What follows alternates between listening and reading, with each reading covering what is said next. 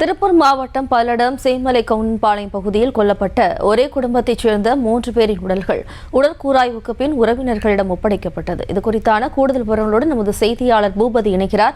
வணக்கம் பூபதி. உடற்கூராய்வுக்கு பின் உடலானது ஒப்படைக்கப்பட்டுள்ள நிலையில் உடற்கூராய்வு முடிவுகள் எப்போது வெளியிடப்படும்? விவரம்.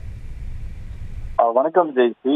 அதாவது இன்று திருப்பூர் மாவட்டம் பல்லடம் அடுத்த சேமலை கவுண்டம்பாளையம் பகுதியில் நடைபெற்ற அந்த கொலை சம்பவம் தொடர்பாக 3 பேரின் உடல்களும் இன்று காலை திருப்பூர் அரசு மருத்துவக் கல்லூரி மருத்துவமனைக்கு உடற்கூராய்வுக்காக கொண்டு வரப்பட்டது.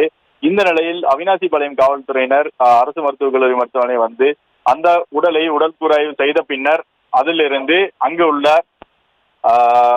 அதாவது அவர்களின் 3 பேரின் உடல்களையும் அமரர் ஊர்தி ஆம்புலன்ஸ் மூலம் உடற்கூராய்வு நிறைவு பெற்ற பின் அமரர் ஊர்தி ஆம்புலன்ஸ் மூலம் இவர்கள் 3 பேரின் உடல்களையும் அவர்களது சொந்த ஊரான சேமலை கவுண்டம்பாளையத்தில் உள்ள அவர்களது வீட்டுக்கு கொண்டு சென்றுள்ளனர். இந்த நிலையில் அதாவது அந்த வாகனங்கள் அமரர் ஊர்தி வாகனத்திற்கு முன்புறமும் பின்புறமும் காவல்துறை வாகனங்கள் பாதுகாப்புக்கு கொண்டு சென்று வருகின்றன.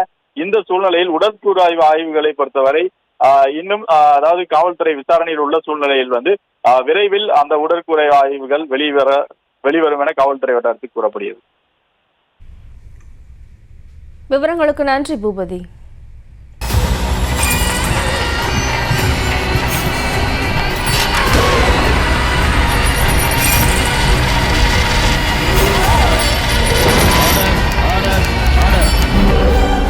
குற்றங்களின் மறுபரிமாணம் நிகழ்தகவு நமது நியூஸ் தமிழ் தொலைக்காட்சியில் விரைவில்.